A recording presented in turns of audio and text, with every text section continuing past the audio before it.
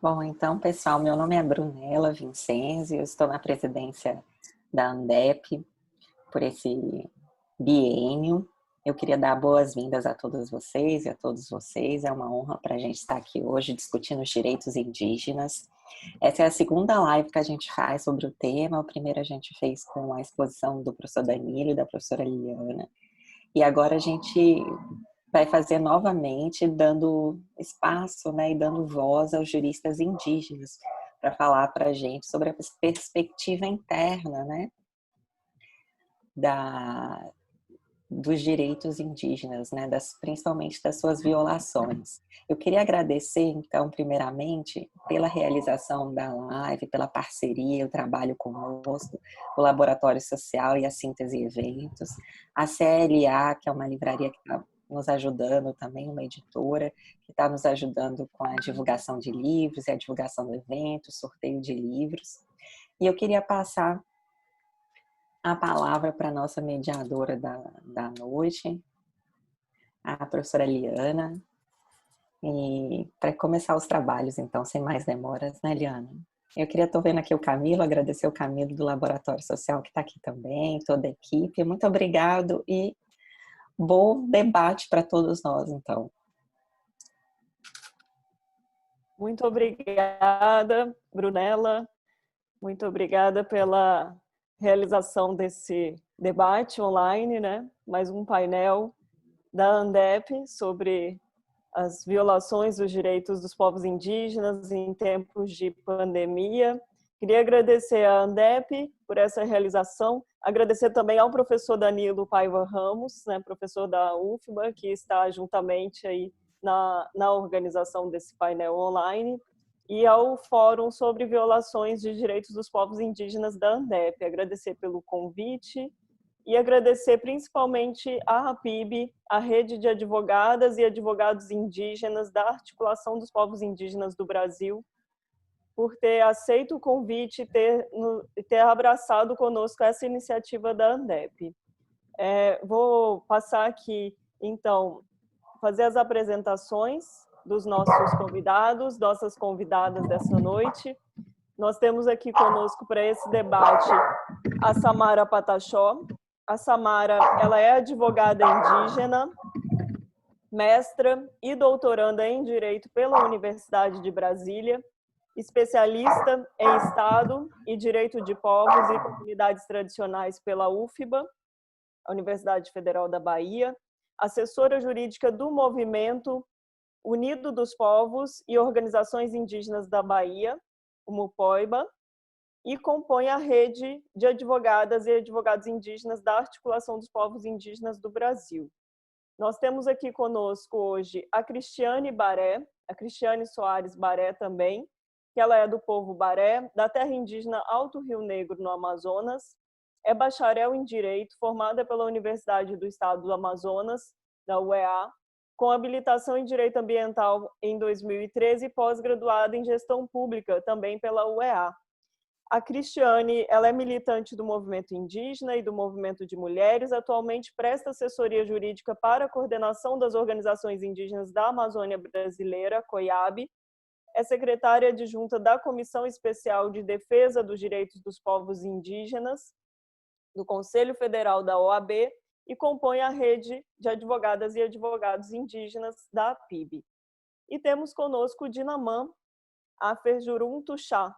O Dinamã, ele é atualmente da coordenação executiva da APIB, da Articulação dos Povos Indígenas do Brasil, é bacharel em Direito pela Universidade Vale do Rio Doce, mestre em Desenvolvimento Sustentável pela UNB, pelo programa MESPIT da UNB, doutorando em Direito da Faculdade de Direito da UNB, com experiência dentro do campo acadêmico e como advogado e militante social indígena, com atuação em vários campos, incluindo aí as matérias sobre demarcações de terras indígenas, atuando também como assessor jurídico da APOIME, que é a Articulação dos Povos e Organizações Indígenas do Nordeste, Minas Gerais e Espírito Santo. Muito boas-vindas a vocês, companheiros, né, colegas, advogadas e advogados da APIB. Eu gostaria, então, de passar a palavra para a gente iniciar esse debate para a Samara Pataxó. Tudo bem, Samara? Olá, boa noite. Boa noite a todos e todas. Primeiramente, gostaria de agradecer ao convite e pela oportunidade de estarmos aqui reunidos e poder debater alguns temas assim, falar de violações de direitos dos povos indígenas, falar apenas em algumas horas é muito difícil. Certamente precisaríamos aqui de uma semana inteira e olhe lá para falar de violações.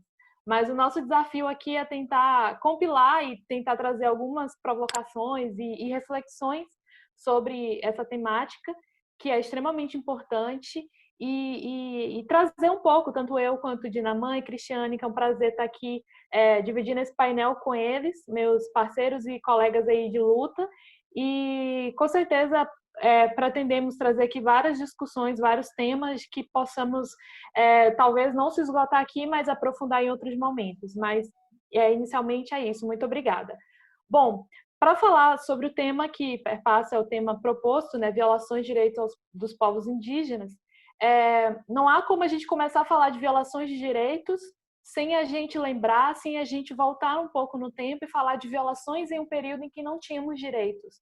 Isso aí a gente está falando de um período de 1500, quando os colonizadores aqui invadiram nosso território, até 1988, que era um contexto em que nós, povos indígenas, não éramos sujeitos de direitos, não tínhamos direito algum, nem tínhamos o direito de sermos indígenas. Então, a gente fala de um contexto que a nossa invisibilidade, ela fazia parte dessa nossa vivência. E quando a gente fala de violações em um período que não tinha direitos, a gente fala de violações à nossa vida, violações aos nossos corpos, principalmente de nós mulheres, violações à nossa cultura, violações à nossa identidade e principalmente violações aos nossos territórios. Então a gente fala de um contexto, um período aí de quase 5 séculos sem direitos, mas de violações. E quando a gente chega em 88, a gente tem uma conquista de direitos. Aí sim, hoje você pode falar em violações de direitos, porque a partir de 88 que aí sim conseguimos ser reconhecidos como sujeitos de direitos e não mais como sujeitos em transição, como era na ordem anterior, que nós, povos indígenas, éramos vistos como selvagens, como povos que necessitariam um dia deixar de ser indígena, deixar as nossas práticas culturais e sermos trabalhadores nacionais e sermos cidadãos como outro qualquer, sem nenhum vínculo mais com as nossas tradições e ancestralidade. Então, a partir de 88, sim, é possível falar em violações de direitos. Só que essas violações que ocorreram no passado, em um período que não tinha direitos, essas violações são determinantes e elas ainda elas norteiam as violações de direitos que nós enfrentamos hoje nesse contexto. E nesse contexto que nós temos hoje mais de 30 anos de promulgação e reconhecimento de direitos numa Constituição. Então, hoje é possível falar em violações de direitos. Só que essas violações incidem ainda sobre os mesmos sujeitos e os mesmos contextos, digamos assim. Ainda sofremos violações à vida, aos nossos corpos, à nossa identidade, à nossa cultura e principalmente aos nossos territórios. Então, a conquista de direitos foi algo extremamente importante no marco da história dos povos indígenas nesse país. Só que é algo muito desafiador. E quando eu falo desse período de conquista de direitos, durante algumas pesquisas, algumas leituras que eu andei fazendo algum tempo atrás, eu encontrei uma entrevista do Ailton Krenak, só que eu não lembro agora exatamente a fonte, mas era uma entrevista escrita, que a pessoa que estava entrevistando o Ailton Krenak, que foi uma figura central, muito importante, um ótimo articulador na época da Constituinte, onde estávamos ali pautando as nossas reivindicações perante o legislador constituinte para inserir direitos mínimos na Constituição que estava prestes a ser promulgada. Aí o entrevistador perguntou ao Ailton Krenak, perguntou a ele qual a mensagem, qual o legado que ele deixaria para a geração de hoje, para a minha geração, né? A geração que nasceu já em um Estado de Direito, que já nasceu com os direitos, o capítulo dos índios já escrito na Constituição. E o Ailton Krenak falou algo que marcou a minha vida. Ele falou assim que o legado da geração dele foi transformar direitos em lei. E foi isso que eles fizeram, né? Transformando aquilo que era a reivindicação, aquilo que o povo necessitava, aquilo que nós, povos indígenas, precisávamos, em um texto constitucional, e está lá escrito no artigo 231, 232, em outros artigos espalhados na Constituição.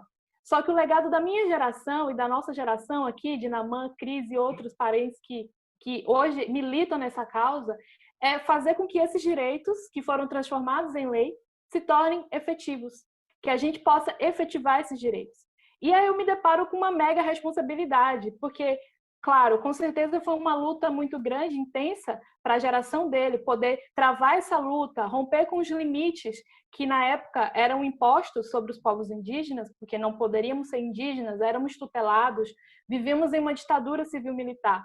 Então, hoje nós temos, eles romperam com essa barreira e conseguiram escrever na história constitucional desse país direitos que hoje nós usufruímos. Mas é uma mega responsabilidade para nós hoje, principalmente hoje a gente que atua na área do direito, seja advogado ou sejam pessoas que, mesmo que não tenham formação jurídica, mas estão ali incisivamente e constantemente lutando por esses direitos, a nossa luta não é somente pela efetivação dos direitos, é também pela manutenção e vigilância constante ao não retrocesso e retirada desses direitos conquistados. Então, assim, é uma baita responsabilidade também. Então, a gente fala de violações de direitos, a gente fala de uma constante situação que nós, povos indígenas, vivenciamos. E o que me parece, a impressão que eu tenho, mas na verdade eu acho que é óbvio isso, que nós, povos indígenas no Brasil, a gente vive em um constante processo de violações de direitos. De violações, na verdade, em um período antes de termos direitos, mas principalmente agora, no período que temos direitos reconhecidos. E parece que a única exceção desse histórico de violação foi durante a Constituinte, quando conseguimos positivar direitos, aí sim a gente fala de conquista de direitos. Mas o que nos parece é que a gente vive em uma eternidade de violações. E essas violações, elas recaem principalmente em um direito que é muito a minha área de atuação, a minha área de pesquisa acadêmica também, que é com relação aos direitos territoriais de nós, povos indígenas. Há toda uma conspiração, há toda uma articulação por aqueles que são contrários aos nossos direitos, mas também por parte do Estado brasileiro, em nos afetar de uma certa forma e provavelmente como nós temos os nossos direitos reconhecidos e nós temos o direito de sermos indígenas, o Estado ele já não pode mais acabar com as nossas identidades de uma maneira escancarada, de uma maneira como acontecia em um regime anterior, em que era imposto a nós, povos indígenas, um modelo de educação, um modelo de civilização, do qual teríamos que deixar de ser indígenas, e muitos desses processos, seja pela igreja, seja pelos órgãos tidos como protetores, que de protetores não tinha nada, aos indígenas, tinha a intenção de fazer com que nós deixássemos de ser indígenas, mas também a intenção de que, na medida que fôssemos integrados, eles também pudessem tomar para si, retirar de nós os nossos territórios. E aí você criava essa tensão de muitas perdas de territórios, de muitas perdas das identidades indígenas e de toda uma coletividade indígena. E isso continua acontecendo no regime atual, na situação atual, em que nós, povos indígenas, somos constantemente violados, mesmo os nossos direitos, há mais de 30 anos, estando positivados no texto constitucional. E isso você tem todo um arranjo político, todo um arranjo também jurídico para continuar essa violação aos nossos territórios. Porque o Estado entende, porque as pessoas que têm interesses contrários aos nossos interesses sabem que, uma vez atingindo os nossos direitos territoriais, eles também atingem a nós diretamente. Então, mesmo que a ação do Estado ou a omissão não atinja diretamente o povo, não é uma ação imediata sobre os corpos, sobre as vidas indígenas, mas mexendo na legislação, mudando toda a política indigenista, indiretamente e de maneira potente, eles interferem e ainda continuam violando os nossos direitos, direito à vida, direito ao meio ambiente e toda uma esfera de direitos que vem acompanhada com esse direito fundamental que é o direito à terra. Que em alguns espaços onde eu tenho oportunidade de falar, eu falo que o direito à terra ele é como o direito à vida no Estado democrático de direito. Porque no Estado democrático de direito você preserva o direito à vida, e aí você tem os demais direitos, né, assegurados. Para nós, povos indígenas, a vida e a terra, eles estão ligados. Então, garantir o direito aos territórios dos povos indígenas é garantir o nosso direito de viver, o nosso direito de praticar as nossas culturas, as nossas tradições e fazer com que isso se perpetue também para gerações futuras. Então, o principal ataque, né, tem sido a retirada dos nossos direitos territoriais, e isso tem sido orquestrado, e a gente vê de maneira escancarada, pelos 3 poderes, né, que regem um Estado de Direito. Você tem um executivo, e aí eu falo não somente do atual executivo, que desde a sua época de campanha, ele já declarou guerra mesmo aos povos indígenas, dizendo que no seu mandato não existiria demarcações de terras indígenas, nenhum centímetro de reserva indígena mais ele iria criar, mas a gente também não pode fechar os olhos para a conjuntura anterior dos outros governos, mesmo em governos mais democráticos, mais progressistas, também houveram violações aos nossos direitos, também houveram ataques ao que nós conquistamos a duras lutas.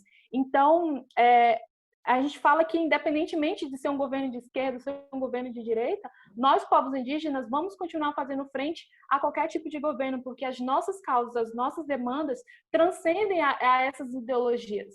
Porém, é necessário a gente fazer essa força-tarefa coletiva para estar vigiando e fiscalizando essas políticas e retrocessos fomentados pelos governos que se passaram e o governo atual, e também fortalecendo as nossas lutas, né, através das nossas organizações, através das parcerias, para evitar ao máximo o retrocesso e a retirada de nossos direitos.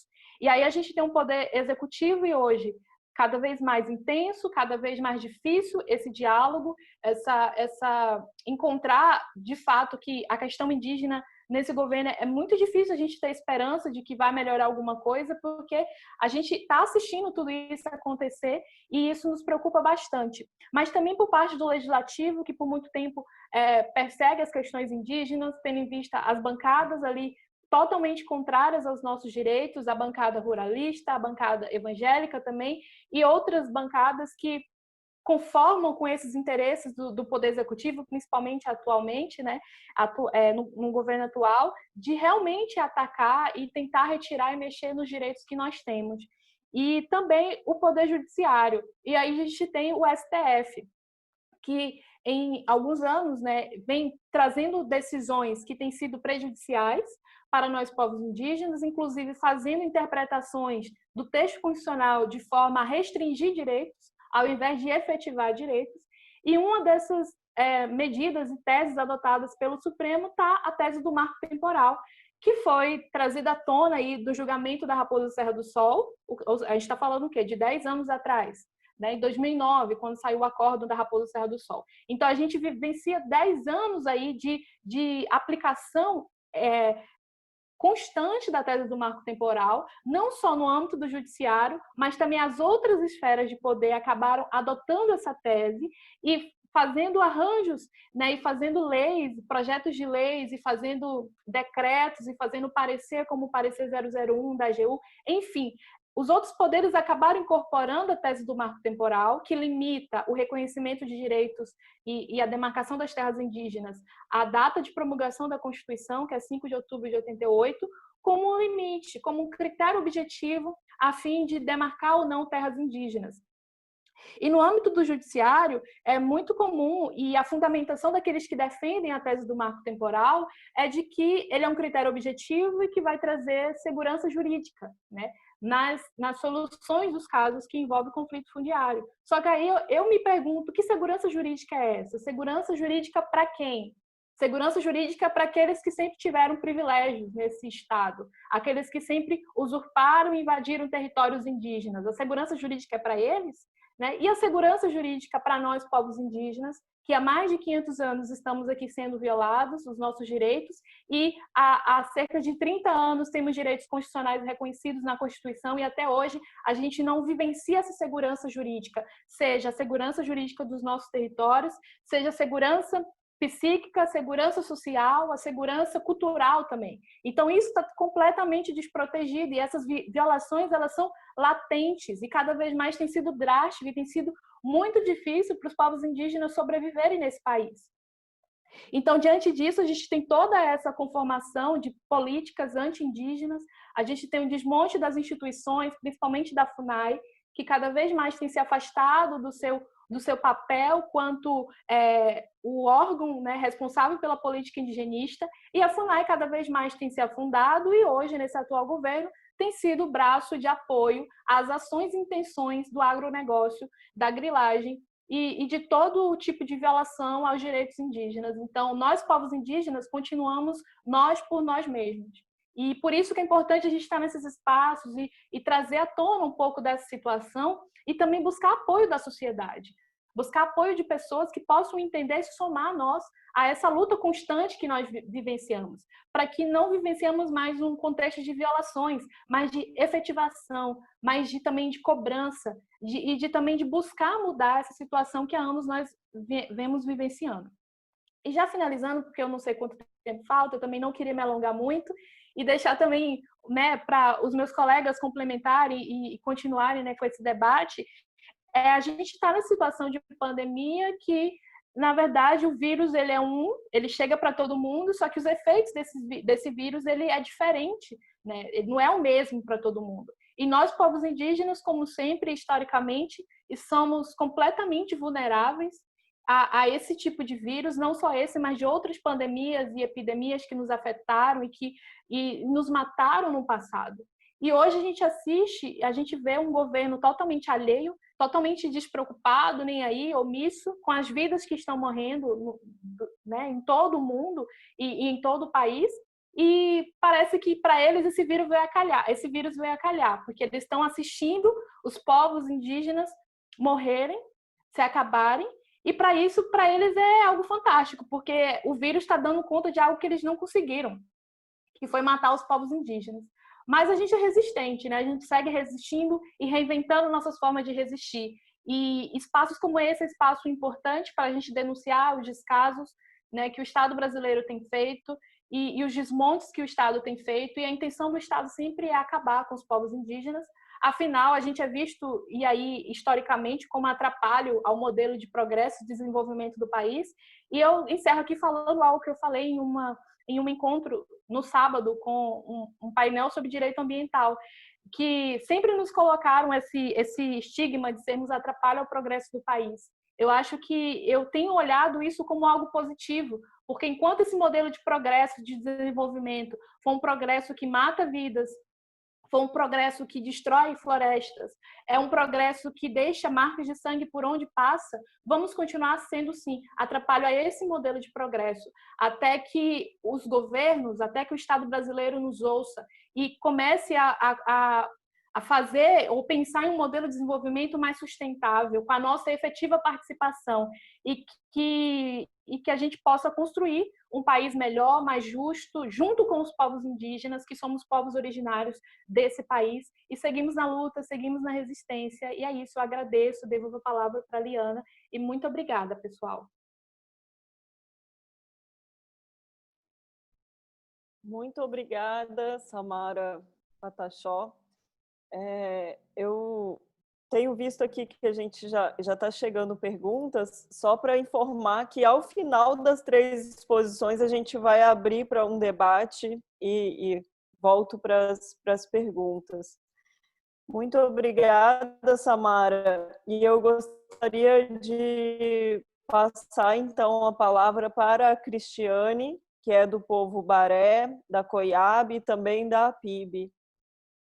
E obrigada, Samara, por cumprir o tempo certinho.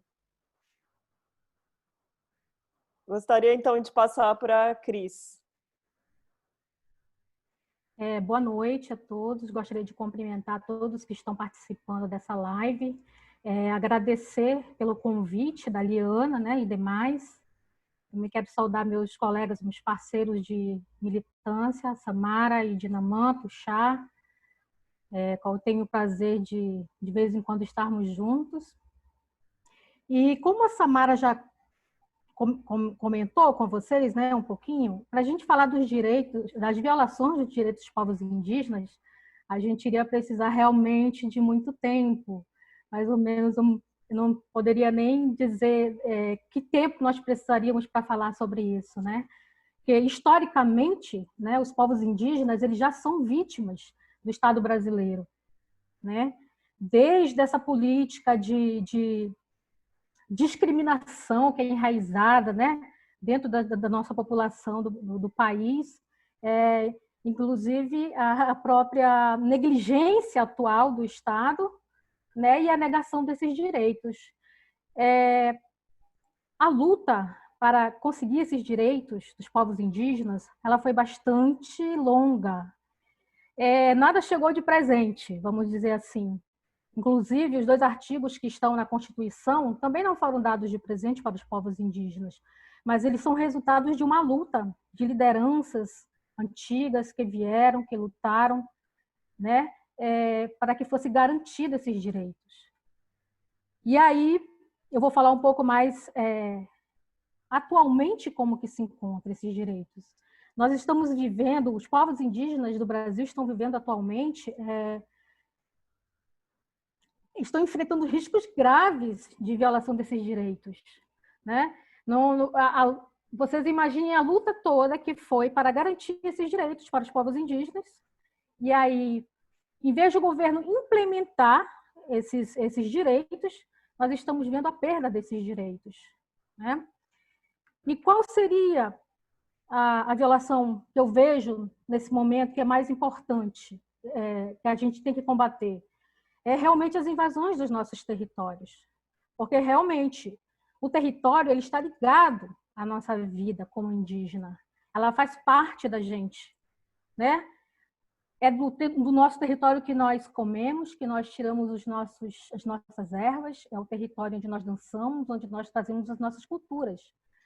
E o que a gente tem percebido com esse novo âmbito político que o Brasil está vivendo é que o governo ele tem instigado, né, que pessoas invadam as terras indígenas. Nós estamos vendo queimadas na Amazônia, né? A questão da grilagem, roubo de madeira. E o que isso vai gerar? Assassinatos dentro das comunidades indígenas, violência contra as mulheres. Então, de que forma que a gente poderia, não sei, combater? É difícil. Então, é por isso que a gente precisa do apoio dos parceiros, né, dos simpatizantes da causa indígena, porque muitas vezes nós não somos ouvidos, muitas vezes somos julgados, porque as pessoas não conhecem a realidade do que acontece nos territórios indígenas, né? E aí existe toda essa disputa das terras indígenas. E o que acontece? Com esse desmonte da FUNAI, né, nós estamos vendo aí que o que está acontecendo? Hoje em dia a gente já vê, inclusive, que as terras indígenas elas estão sendo, como é que eu posso dizer para vocês? O invasor ele não entra mais só para tirar os recursos naturais. O invasor agora ele quer ser dono da terra. Então ele começa a lotear, ele quer lotear as terras indígenas, né? Para se apossar dessas terras indígenas. E aí é que a gente vê qual é o interesse do governo. O governo ele tem muito mais interesse econômico, né? E aí entrando os interesses da bancada ruralista, bancada evangélica, do que mesmo interesses dos direitos coletivos, dos direitos individuais, né? Dos direitos humanos. Infelizmente, é isso que nós vivemos atualmente no nosso país. E aí, o que a gente pode dizer? Além das invasões das terras indígenas, nós temos os megaprojetos que são colocados nas terras indígenas sem anuência das populações indígenas, sem que essas pessoas que vão ser afetadas sejam ouvidas, né? E aí nós temos essa omissão e morosidade da regularização dessas terras indígenas pela FUNAI, justamente por causa dessa política de desmonte da FUNAI. Não só da FUNAI, mas dos órgãos de proteção ambiental, né? Nós temos acompanhado aí a questão do próprio IBAMA, né? E a intenção do ministro do do Meio Ambiente tentar flexibilizar questões de justamente megaprojetos que devem ser implementados em terras indígenas. Inclusive, nós temos aí uma PL, né? que se eu não me engano é a 1142, né? Não, desculpa.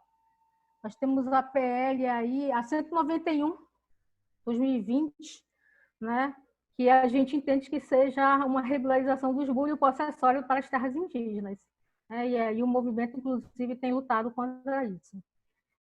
Então, o que mais a gente vê agora é a intenção explícita do governo federal em abrir esses territórios para exploração de recursos. E o que isso acontece? E o que isso gerou? Quais foram as consequências? As pessoas que invadem, os invasores, eles têm visto como sinal verde do governo. Eles se acham no direito de adentrar as comunidades indígenas, ao território indígena. Né? E isso tem gerado vários conflitos, assassinatos, né? Ameaças dentro das terras indígenas. Falando um pouquinho assim da situação da Covid, acho que é o nosso tema mais assim que está dentro aqui do painel, a gente percebe que houve uma falta de ação nacional no combate à Covid-19. E essa falta de ação também chegou aos povos indígenas, né? Ele atingiu as regiões praticamente de todo o país. Inclusive, eu sou do Rio Negro, estive em São Gabriel da Cachoeira durante 2 meses, e quando a doença chegou, ela simplesmente foi se alastrando e subindo para as comunidades indígenas. Porque muitos parentes indígenas vêm para o município atrás dos benefícios, né? E eles acabam levando a doença para as outras comunidades. E aí entra justamente a vulnerabilidade das populações indígenas, né? Porque temos um sistema imunológico diferente, né? E aí teria que ter sido feito uma forma de enfrentamento levando-se em consideração essas especificidades dos povos indígenas. Então, além da Covid, nós percebemos que houve, no período que a doença veio e que se espalhou, agravou muito a situação das invasões em terras indígenas. Nós tivemos vários conflitos no Maranhão, né? Entrada de grilheiros, queimadas. Como a Samara falou, parece que isso veio a calhar para o governo nesse momento. Porque enquanto a gente estava lutando por políticas de saúde, para uma saúde diferenciada para a população dos povos indígenas para combater a Covid, ao mesmo tempo o governo por trás estavam tomando as medidas que violavam os direitos dos povos indígenas. Então a gente tinha que ficar atento o tempo todo, não só pela situação emergencial da saúde das populações indígenas, mas também pela questão dos territórios, das invasões, dos assassinatos, né? Como a gente diz, quando achava que já estava resolvendo uma situação, aí vem uma outra que a gente precisava ficar de olho, ficar atento o tempo todo. Então a gente não pode dormir. Eles sempre dizem isso, que o indígena ele dorme sempre com o olho aberto, porque a gente tem que estar o tempo todo vigiando o território, né? Então, como a Samara já falou, nós somos povos resistentes. E o que as organizações começaram a ver? De que forma poderíamos combater, poderíamos ajudar as nossas populações indígenas a combater essa pandemia, né? E aí foi uma rede de união de organizações indígenas, de união com parceiros, com simpatizantes da causa, com colaboradores, né? E de que forma? Eu vou falar assim um pouquinho como é que quais foram as atividades que foram feitas para a gente ajudar no combate à Covid, né? A própria COIAB começou a realizar diagnósticos, né? Em aldeias, e ela foi criando uma rede de informações, tanto para informações do combate à doença e para colher informações de quantos indígenas foram afetados, quantos indígenas vieram a óbitos. Por quê? Porque o subsistema da saúde indígena, a CESAI, ela não contabilizava o indígena que vive na área urbana, né? Então, os dados da CESAI, eles só colocavam indígenas que viviam em comunidades indígenas, mas a realidade não é essa. Nós temos muitos parentes indígenas que moram em realidades urbanas, e essas pessoas elas não estão sendo colocadas como indígenas que tinham falecido ou sido contaminados pelo Covid. Então, por isso, a COIAB começou a trazer esses dados, né? Que seriam os dados que realmente é o que a gente entende, porque o indígena não vai deixar de ser indígena porque não está na sua comunidade. Então, foi criada toda uma rede de informação, uma logística e apoio ao combate da doença. Fizemos solicitações de ajudas, de fundos, e o que foi arrecadado, essas arrecadações, elas foram para comprar medicações, alimentação,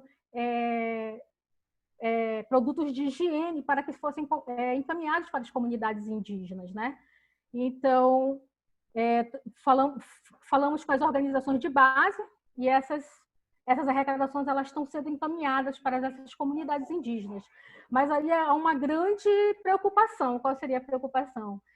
Justamente por causa das invasões nos territórios, muitas vezes esses invasores eles levam a doença para os territórios indígenas, né? E isso tem preocupado bastante. Inclusive, temos comunidades que somente militares que entram nas comunidades, mas mesmo assim acabaram levando.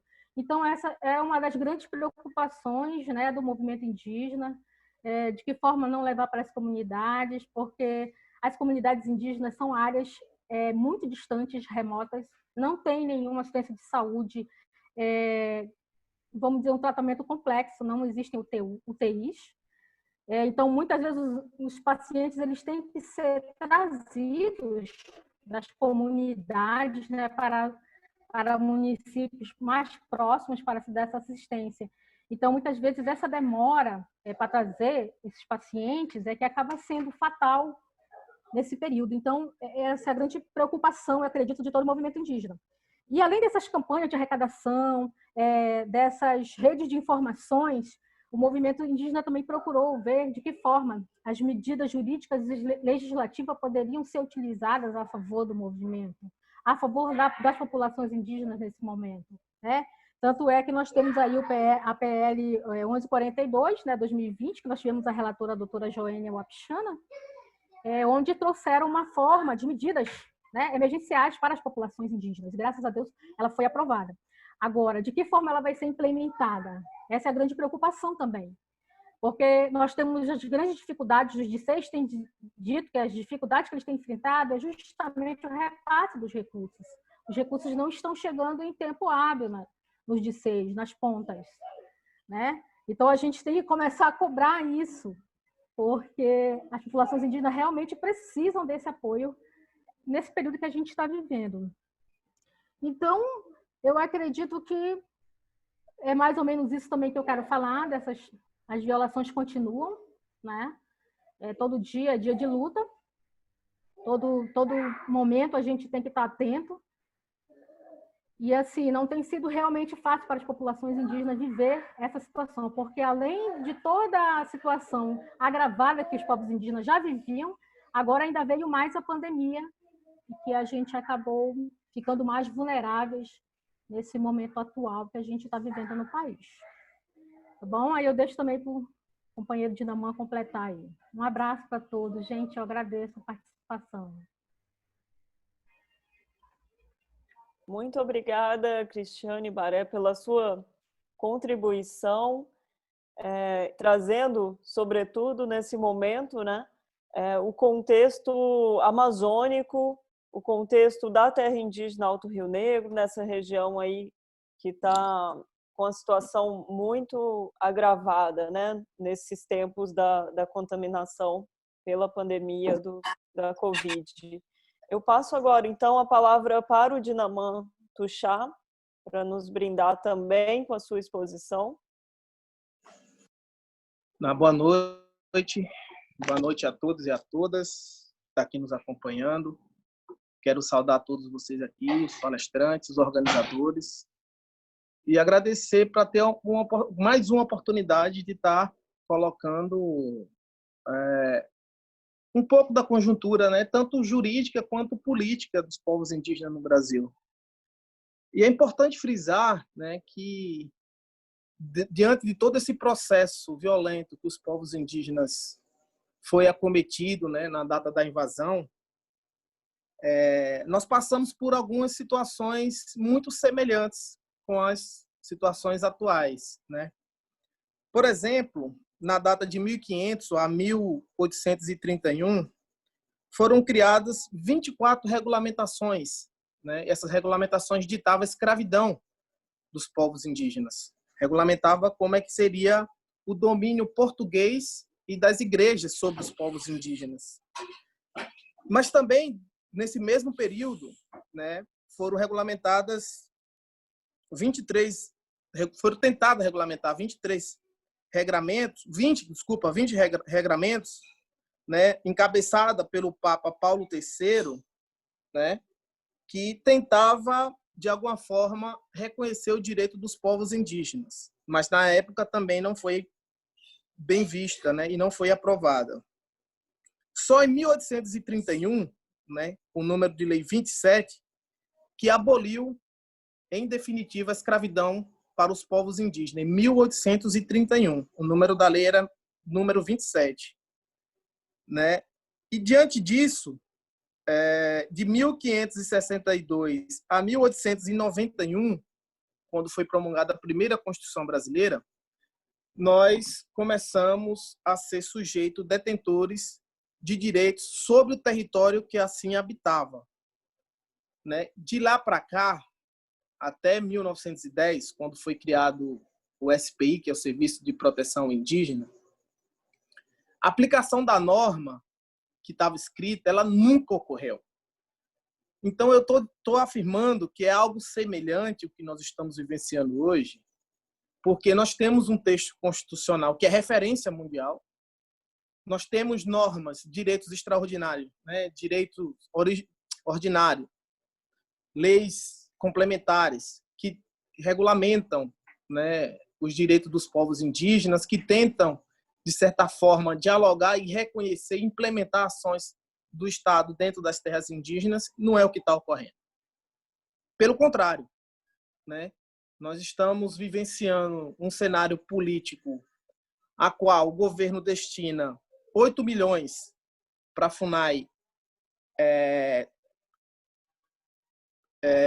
fiscalizar e proteger as terras indígenas, e apenas 3 milhões foi destinado para tais funções. Ao contrário disso, estamos vivenciando também um cenário de uma ideia, né, assimilacionista implantada pela ditadura militar. Né? Os militares orquestraram essa ideia no período da ditadura, que hoje ela está sendo reavivada constantemente pelo atual presidente da República, com a ideia de integração dos povos indígenas à comunhão nacional. Terminologia utilizada na ditadura militar. Ou seja, nós estamos reavivando todo o cenário de violações de direitos promovido com a invasão brasileira, com a invasão da terra brasileira, a qual os povos indígenas foi acometido também de várias medidas, né, implementada por uma ação de Estado chamada a Guerra Justa, a qual a coroa portuguesa autorizou o extermínio dos povos indígenas, principalmente pela Igreja Católica, no intuito de aquisição de terras, de colonizar, né, e de exterminar os povos indígenas. E podemos afirmar que o cenário hoje também é de guerra justa, mas quem está executando, né, que é através da autorização do presidente da República, é bancadas, grandes corporações que têm interesse imediato de explorar as terras indígenas. E com essa declaração de uma nova guerra justa contra os povos indígenas, nós podemos alencar aqui legislações, né, que estão sendo postas dentro do Congresso Nacional, como a MP 910, que foi proposta pelo presidente da República e veio a caducar, que dita sobre questões de grilagem de terra, que depois alterou para o PL 2633, salvo engano, ou é 2366, que diz que bens públicos, terras da União, né, vão passar para especulação financeira e para o comércio, para o direito privado. Ou seja, bens da União, terra pública, vão ser repassada ou à venda ou vai ser vendida para a especulação imobiliária, que é um desejo do agronegócio acessar, uma vez que as terras indígenas, elas são bem público, são bem da União. O fruto exclusivo dos povos indígenas, como dito o texto constitucional no seu artigo 231. Então, eles estão criando subrefúgios, né? Inclusive confrontando com o texto constitucional, né? Através de leis complementares, né? E o que nos assusta, o que traz a nossa preocupação, é que a resposta do judiciário ela ainda não está sendo eficaz para banir, né, essa ação estatal, né, comungada com o Congresso Nacional, que além desse PL da grilagem que hoje está tramitando, tem o PL da mineração, que quer regulamentar a mineração dentro das terras indígenas, né, trazendo à luz do direito do artigo 49 da Constituição Federal, esquecendo os preceitos do capítulo dos índios, como traz muito bem o nosso texto constitucional, sem debater a pauta e as questões que está diretamente vinculada aos povos indígenas, não traz os povos indígenas para o debate, respeitando a Convenção Internacional, a Convenção 69 da OIT, que é o direito de consulta livre, prévia e informada. E essa guerra justa que está em curso, né, está sendo agravada com a chegada do coronavírus, que também foi utilizada essa mesma estratégia, né, de inserção de vírus dentro das terras indígenas no passado, principalmente na ditadura militar, no intuito de ampliar os investimentos do Estado, né, em termos de infraestrutura, de grandes empreendimentos. Na história recente, nós podemos colocar a terra indígena do povo Krenak, no Vale do Rio Doce, que foi impactado com a construção da linha férrea. E lá foi utilizado muito vírus para dizimar a população local. E hoje, com a chegada do coronavírus, nós estamos reavivando todo esse cenário de guerra justa, como estratégia do passado está trazendo novamente para dizimar os povos indígenas. E aí pergunta-se, mas os povos indígenas não estão inserindo esse vírus está chegando lá de forma voluntária. Mas aí ele está chegando lá porque existe uma política de Estado ineficaz, né? Na verdade, não existe uma política de Estado. E a omissão que está deixando a desejar, e que as ações do Estado através da omissão, e essa omissão está ocasionando alto número de contaminação entre os povos indígenas, que hoje já ultrapassa mais de 5 mil indígenas contaminados. E tudo isso está sendo orquestrado e planejado pelo Estado brasileiro. Nós não temos um plano de contingenciamento, né? Nós não temos uma ação consistente do Estado para tentar inibir a chegada do vírus dentro das terras indígenas. Pelo contrário, a mão do Estado, muitas vezes, é que está levando o vírus, porque nós temos relatos que o Exército Brasileiro levou o vírus para algumas terras indígenas em lugares mais distantes, que todo mundo se questiona como é que o vírus chega a um parque como o do Tumucumaque, que é um parque muito distante, são horas de voo para chegar lá. Então, assim, são lugares e regiões que dificilmente esse vírus chegaria e chegou. Como é que ele chegou? Então, é o questionamento que fica. O que nós estamos noticiando através do site que vocês podem consultar, que é do quarentenaindígena.info, que traz dados diários, né, do número de indígenas contaminados, que traz informações do avanço do vírus dentro das terras indígenas e também traz como os povos indígenas, através das suas organizações regionais, estão atuando para combater o vírus dentro das terras indígenas. Mas no arcabouço do direito, o que nos traz como alarmante é que, diante de um genocídio anunciado, que já está em curso, na verdade, nós sentimos que os órgãos de controle e os órgãos que deveriam manter a ordem e o Estado democrático de direito está silenciado nesse momento, como o próprio Supremo Tribunal Federal. eles alertam do processo genocida do Brasil. Inclusive, o próprio Gilmar Mendes já se pronunciou publicamente da preocupação da vulnerabilidade dos povos indígenas, principalmente com a chegada do vírus, mas não tomam medidas, mesmo sendo provocados, para tentar inibir a chegada ou o agravamento do vírus dentro das terras indígenas. E aí nós temos uma outra preocupação que traz pautas dentro do Executivo, como a Instrução 09 da FUNAI, que hoje está suspensa por uma decisão do TRF1, né, do TRF do Mato Grosso, suspendendo, que também dialoga com o PL, né, da grilagem. Essa instrução normativa também autoriza a comercialização de terras indígenas em via de demarcação, até o estado de homologação.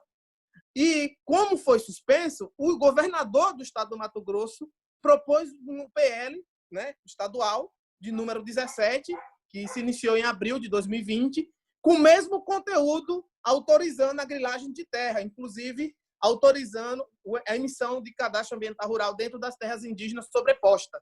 E nós temos terras indígenas lá, que é sobreposta aos interesses do Estado, que tem 100% de CAR retirado pelo privado, pelo agronegócio em especial. E aí o que isso representa? Representa um aumento da violação de direitos dos povos indígenas, em termos de invasão, em termos de violência, de conflito e de desmatamento. Houve um aumento, por exemplo, nos últimos 6 meses, de 64% de invasões dentro de terras indígenas dentro do Brasil. Isso é proveniente da ação do Estado, porque ele promove o discurso que autoriza a invasão das terras na esperança desses invasores terem essas terras regularizadas com o PL da grilagem. Então, nós já percebemos que o mero discurso ou a mera tramitação no Congresso, mesmo o direito não tendo sido positivado, regulamentado, essa questão da grilagem, eles já se sentem amparados pelo discurso para tentar, né, garantir o seu pedaço de terra dentro desse contexto, né, político que tenta entregar as terras indígenas para a especulação imobiliária, para a especulação financeira e para a produção de grandes commodities. E, diante disso, né, com todo esse cenário político, que aí sim, como Samara colocou, sobre a segurança jurídica trazida pela tese do marco temporal, a insegurança jurídica está trazendo agora, com essas medidas, essas propostas que tramita tanto das câmaras do Congresso Nacional, como nas ALEGs dos estados, né, nas câmaras lá dos estaduais, dos deputados dos estados, está trazendo uma insegurança jurídica para os povos indígenas com a mera tramitação dessas propostas, tanto do PL da mineração no âmbito do Congresso Nacional quanto dos estados. E o que nos fica ainda mais inseguro com tudo isso, porque a insegurança jurídica que está sendo gerada, ela está gerando conflito. E o agravamento do coronavírus, que é um fator agravante pelo desmonte da política indigenista que está havendo, pela vulnerabilidade que os povos indígenas estão sofrendo, e aí esse coronavírus chega e acaba ainda mais com as esperanças dos povos indígenas de ter uma vida plena e segura dentro dos seus territórios. O que nos move para ir para o embate, para ir para o enfrentamento, é justamente a garantia de manter a nossa diversidade de pé. Essa mesma esperança nós tivemos em 1500, permaneceu na ditadura militar e seguimos, né, no enfrentamento contra o autoritarismo, contra o fascismo. E esse mesmo autoritarismo que vimos no passado e o mesmo fascismo que permeou nesses últimos 520 anos que percorreram até os dias atuais, ele nos matou, nos feriu, nos contaminou, mas mesmo assim conseguimos permanecer com uma diversidade de povos que estamos hoje de 305 e 274 línguas.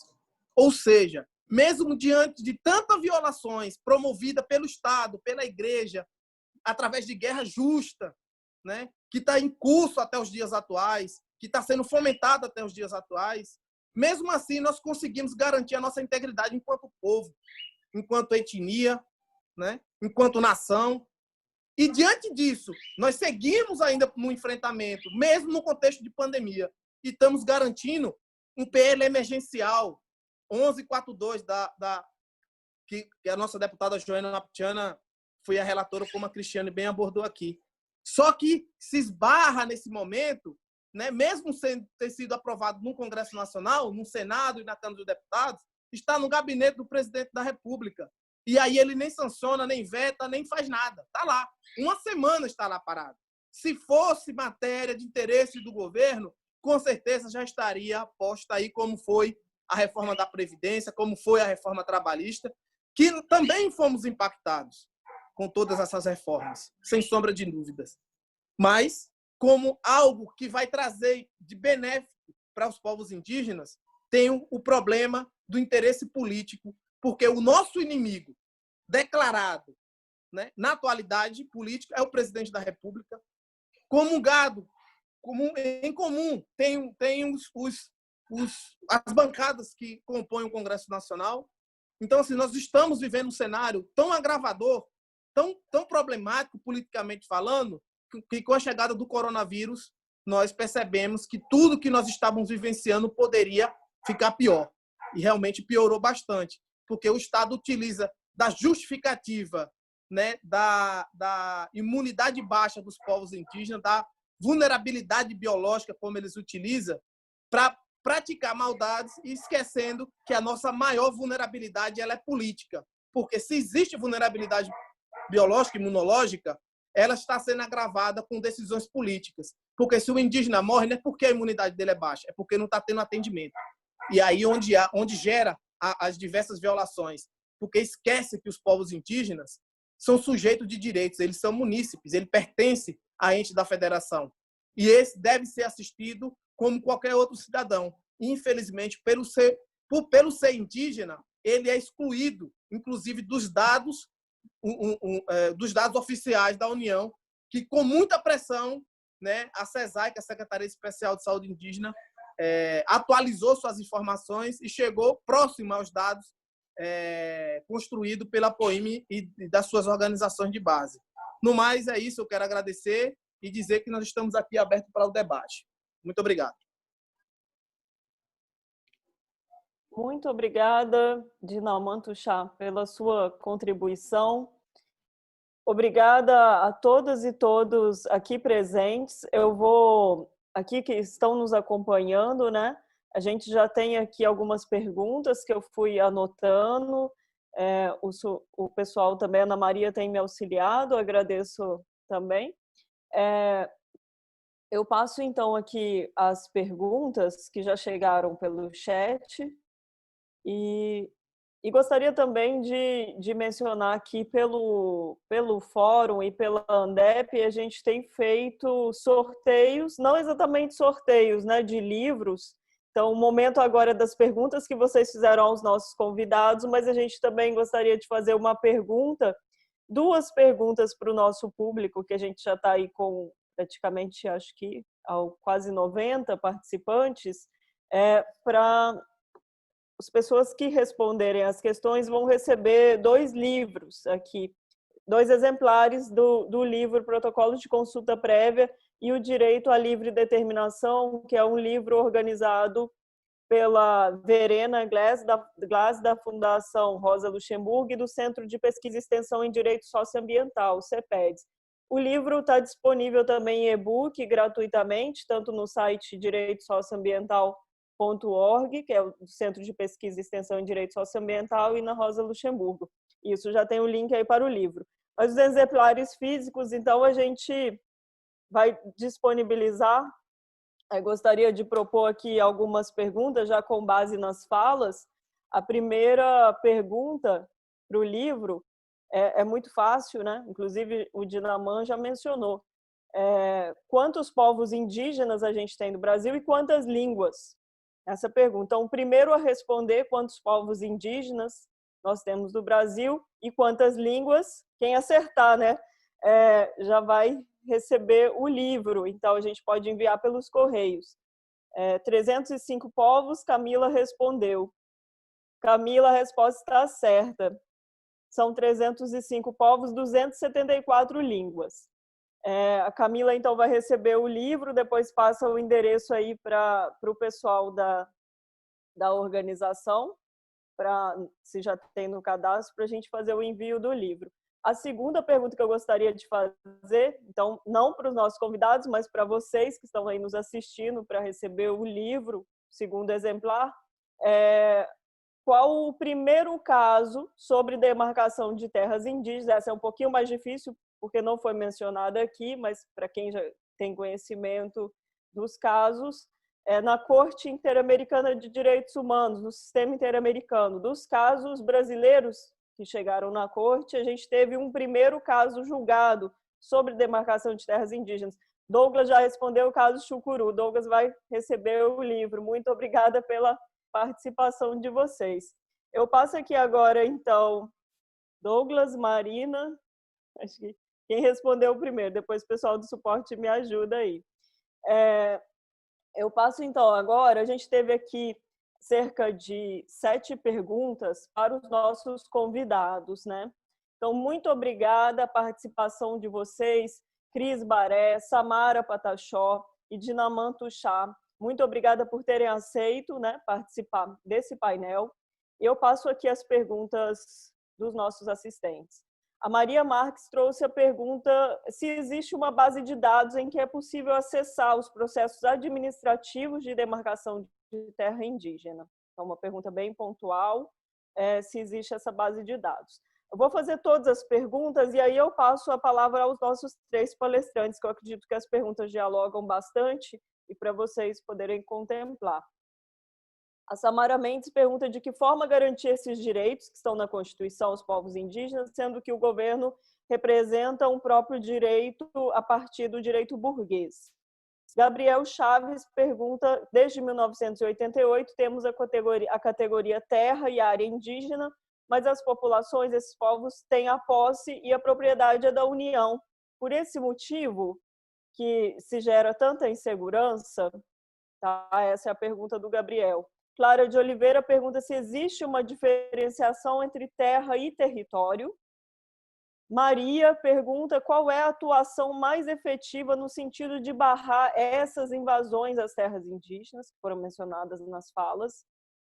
E Samara, a atuação faz menção sobre a atuação a Samara Mendes faz menção à atuação do movimento indígena, né, escancarando a contradição do capitalismo, e parabeniza o movimento indígena. E temos aqui a última pergunta do Ian, falando sobre a inserção dos povos indígenas nas universidades federais e estaduais e, por conta do Covid-19, se essas universidades aderiram ao sistema EAD, de educação à distância, e como esses povos, os indígenas universitários, estão conseguindo se manter na universidade, uma vez que o EAD é uma forma de ensino que promove a exclusão e visa ainda a privatização das universidades públicas. A luta por direitos é fortemente ameaçada por este projeto de educação? Essas são as perguntas que a gente teve aqui. Se vocês que estão participando ainda há tempo, né, de fazer mais alguma, então eu já passo de imediato, agradeço aos nossos convidados, né? E sobretudo, nessa questão, Dinaman complementou, acredito que, né, não houve uma combinação prévia das falas, mas ficaram numa sequência aí muito didática para o nosso público que está nos assistindo, né? E Samara trouxe toda essa introdução mesmo da conquista dos direitos indígenas, né? Desse marco teórico, desse marco histórico, digo, que é a Constituição Federal de 88, com a ruptura, né, do paradigma assimilacionista e de integração aos povos indígenas, e a Cris Baré, né, trazendo todas essas questões da Amazônia, já contextualizando essas últimas ameaças, que foram retomadas também na fala do Dinaman, que é acerca, né, da medida provisória da grilagem, que já se transformou no PL 2633, a Cris também mencionou o projeto de lei que afeta mineração e hidrelétricas em terras indígenas, o PL 191 de 2020, só retomando alguns pontos aqui que eu fui anotando, e Dinaman mostrando esse cenário da guerra justa, né, desde o período da colonização, e que hoje se agrava com o Covid, com essa dizimação dos povos e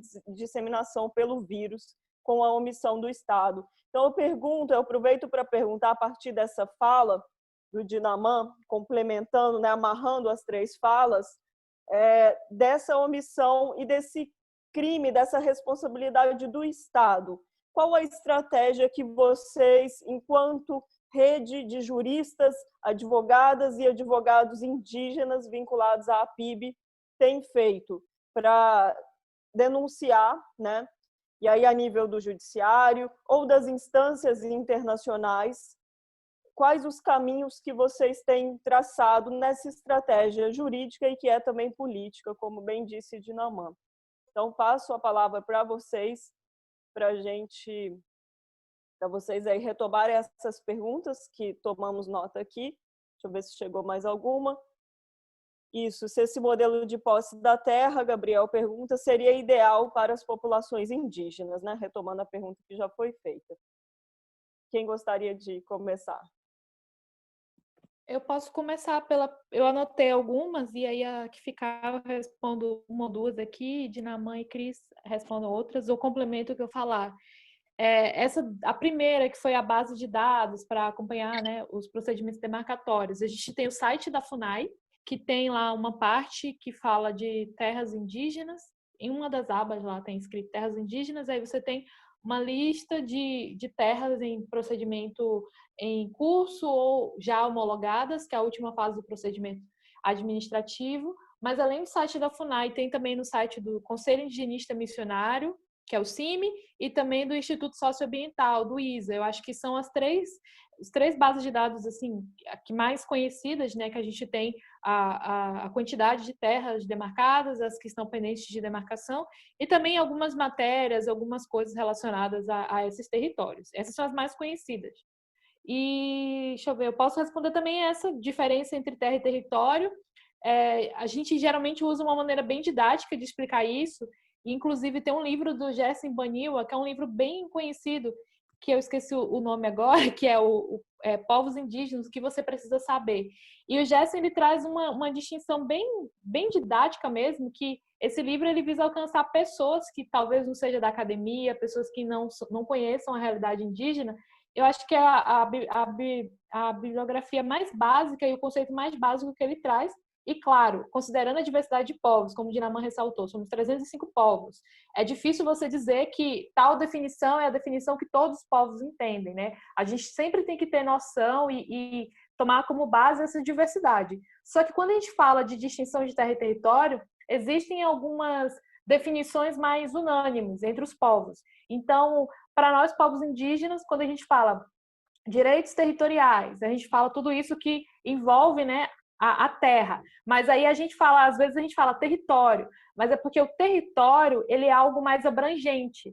O território, e quando a gente fala de território, a gente não está falando do pedaço de chão, daquilo que é visível, né? De uma determinada área. A gente não está falando disso, a gente está falando de um conjunto de fatores, um conjunto de coisas que compõem a nossa territorialidade. Desculpa, um barulho ali fora. A nossa territorialidade. Então, o território, ele é algo mais abrangente, onde a terra, o elemento físico, faz parte desse território.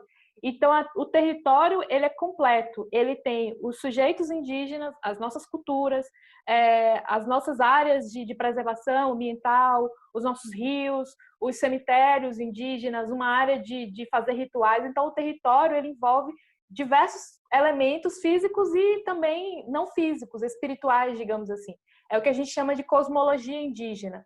E isso tem a ver com o sagrado, da visão que nós, povos indígenas, temos de determinado território ser sagrado por ter uma relação com os nossos ancestrais, e enfim.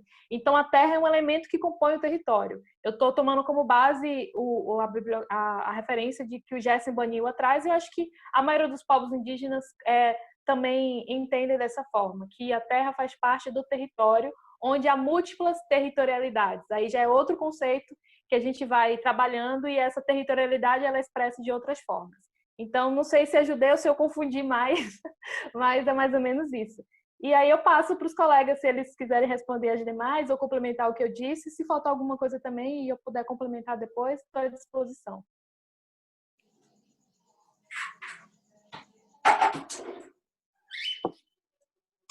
Obrigada, Samara. Dinaman?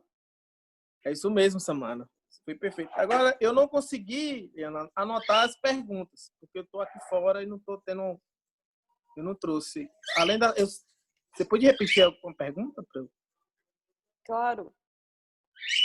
Eu vou aqui repetir, deixa eu ver aqui as perguntas. Bom, essa Samara já respondeu sobre a base de dados, né, para acessar os processos administrativos. A pergunta de que forma garantir esses direitos aos povos indígenas, e a pergunta do Gabriel sobre a categoria posse e propriedade, sendo a propriedade da União. Então, essa dúvida que ele tem, se esse seria o motivo dessa insegurança dos povos indígenas por o regime constitucional, né, marcar essa questão da propriedade da União e a posse permanente, usufruto exclusivo dos povos indígenas. Essa seria a pergunta do Gabriel, assim, complementando, né? E Clara, já foi essa pergunta sobre terra e território, a diferenciação. Maria perguntou qual a atuação mais efetiva no sentido de barrar as invasões às terras indígenas. O Ian fez a pergunta sobre os indígenas que estão inseridos nas universidades e como estão enfrentando nesse momento de pandemia, se as universidades aderiram ao sistema EAD, né, ao sistema remoto. Tá. A respeito da segurança jurídica, né, no nosso ordenamento, ele foi muito preciso. Na verdade, o legislador, né, inclusive o capítulo dos índios, ele foi introduzido e construído com um grande constitucionalista, o Damo Dalari, foi um dos caras que trouxeram, né, essa defesa dos povos dentro da Constituição, e baseado numa teoria chamada indigenato, né?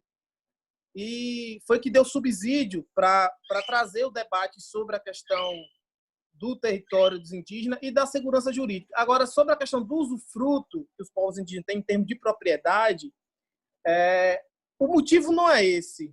Essa distinção, né, de termos de posse e propriedade para os povos indígenas, tanto é que a gente não traz nem a luz da discussão. O problema é que eles tentam desvirtuar isso em seus interesses próprios, porque nós temos um Congresso Nacional que está legislando em causa própria, porque eles são financiados pelas grandes corporações que eu coloquei aqui. É por madeireira, por latifúndio, pela mineração.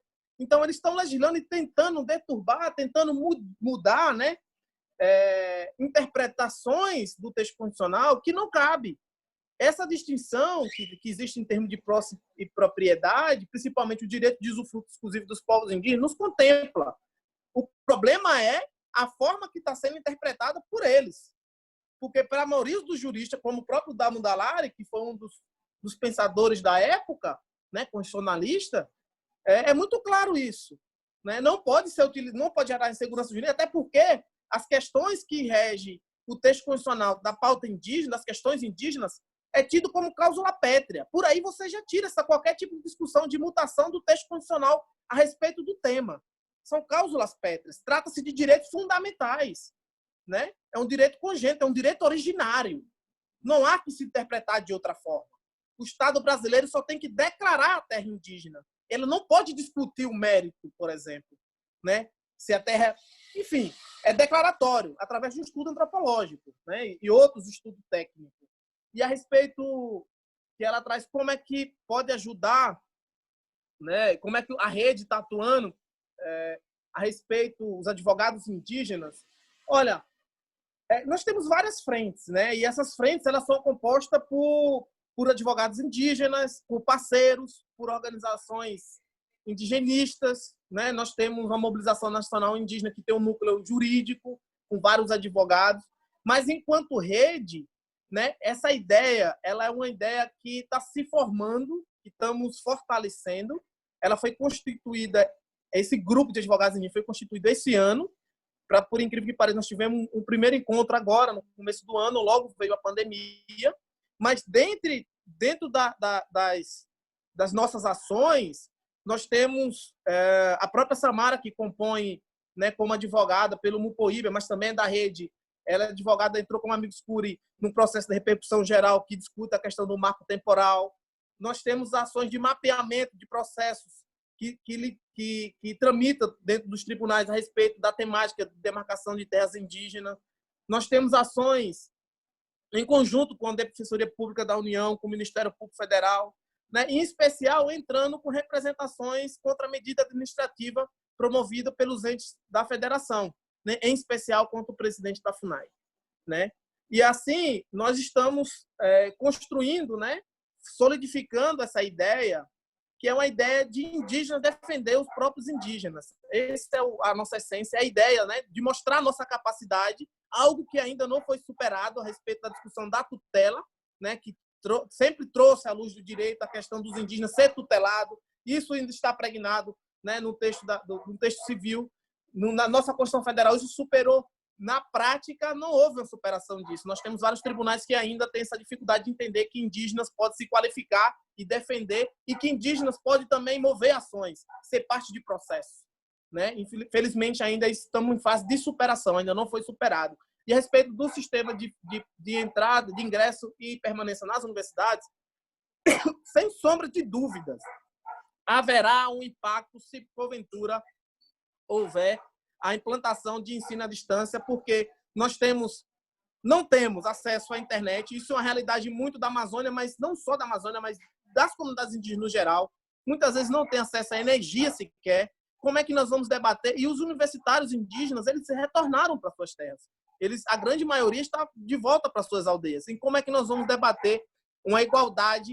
Como é que nós vamos debater uma aprendizagem, né, para comunidades não só indígenas, os quilombolas também, que vivem em estado de vulnerabilidade muito grande, assim como os povos indígenas, né? E aí você vê a disparidade social, que nós estamos debatendo com comunidades vulneráveis que não têm acesso, as suas comunidades não têm acesso à informação, não tem uma infraestrutura que garanta que os povos indígenas vão ter o acesso, né, ao ensino EAD. Eu acho que isso não é democratizar as universidades, eu acho que isso vai limitar ainda mais. Inclusive, acredito que vai haver uma grande evasão, né, na comunidade acadêmica dos povos indígenas, porque não vão ter condições de acessar para assistir às aulas, não só em termos de internet, mas da própria infraestrutura, que muitos deles não têm computadores, não têm celulares, e quando tem, é muito precário, que dificilmente vai conseguir, né, exercer ou aprender de forma plena o ensino nesse formato. Eu acho que isso é um retrocesso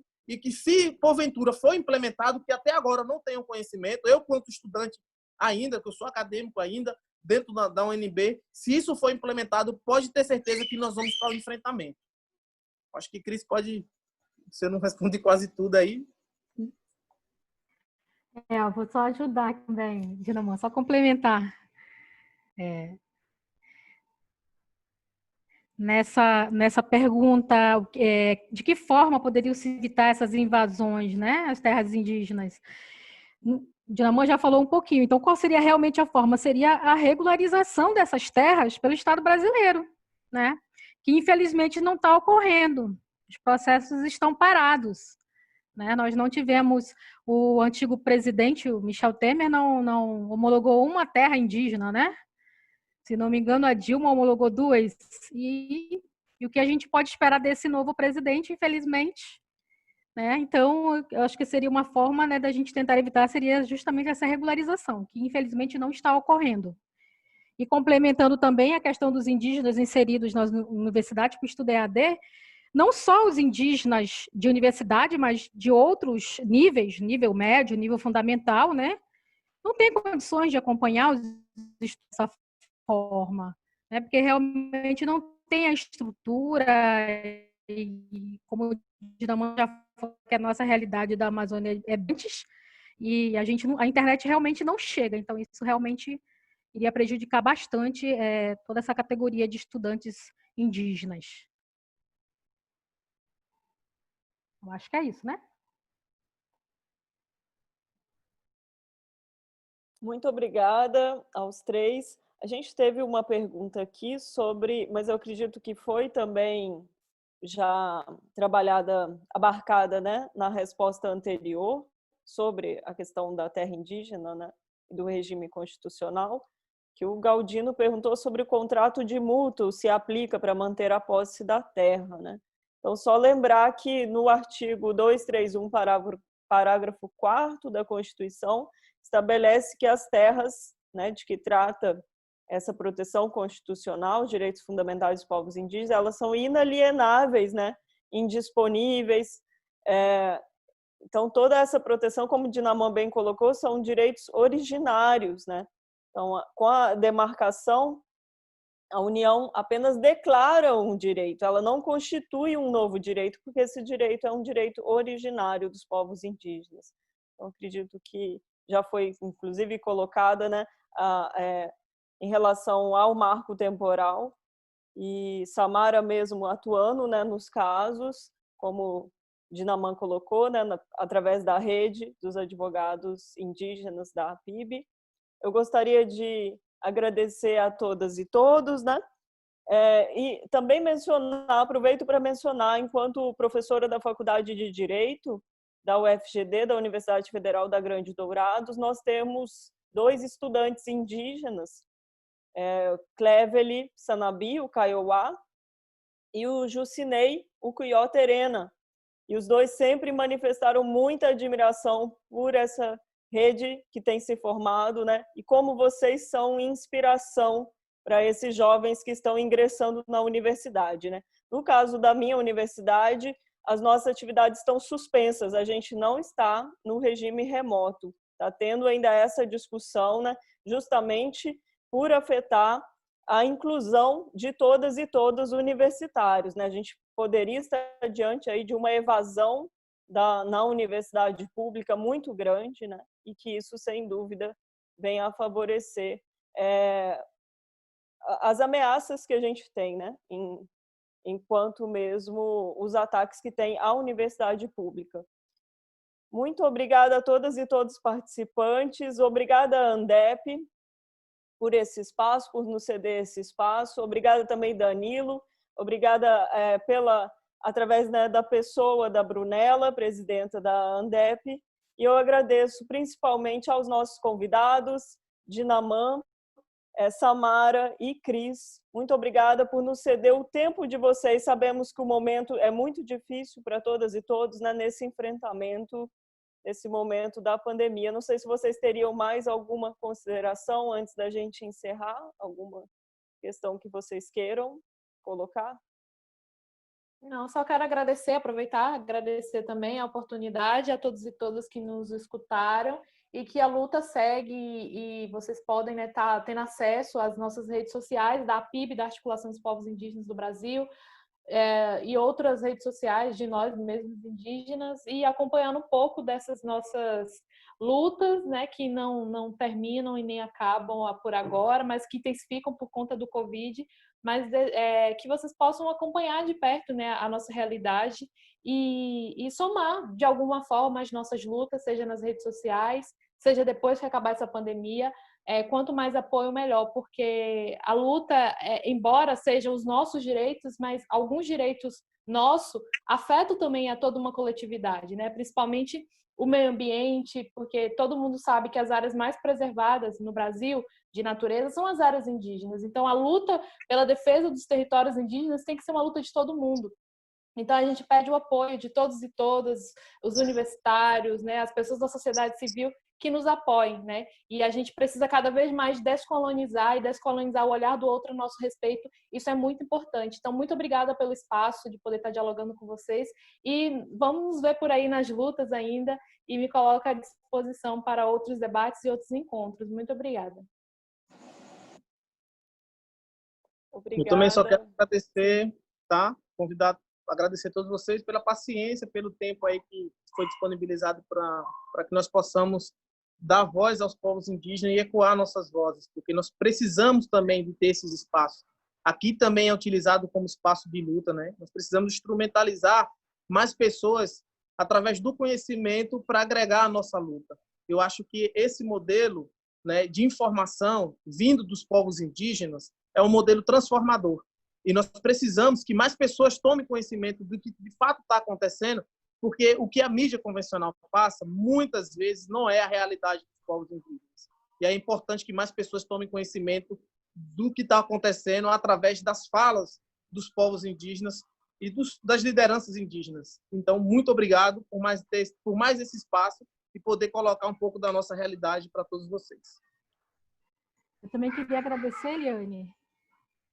Oi, posso agradecer? Claro. Então, também gostaria de agradecer o convite, tá? E colocar, como os demais colegas já falaram, a importância desse espaço, né? De ouvir as populações indígenas. Houve todo um processo para que nós nos tornemos os protagonistas da nossa história, né? Da nossa vida, das nossas lutas.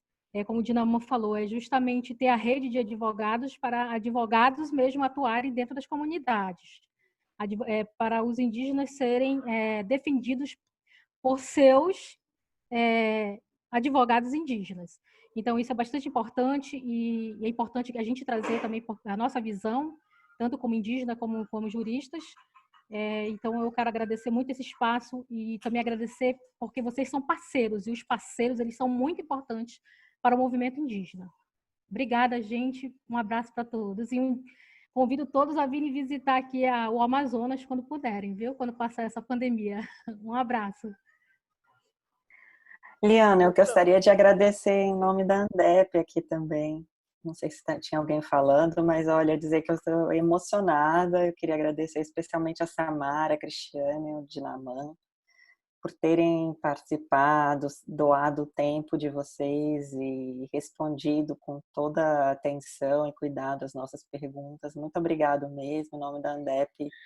Eu saúdo vocês e parabenizo pelo trabalho de vocês e agradeço. Muito obrigada, Eliana e o Danilo também, logicamente, por proporcionarem, né, aos nossos associados, convidados, um debate tão genuíno e tão grandioso como foi hoje. Muito obrigada a todos.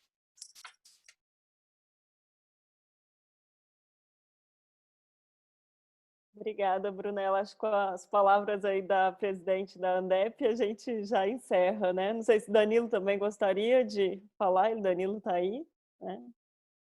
E o Camilo, do Laboratório Social.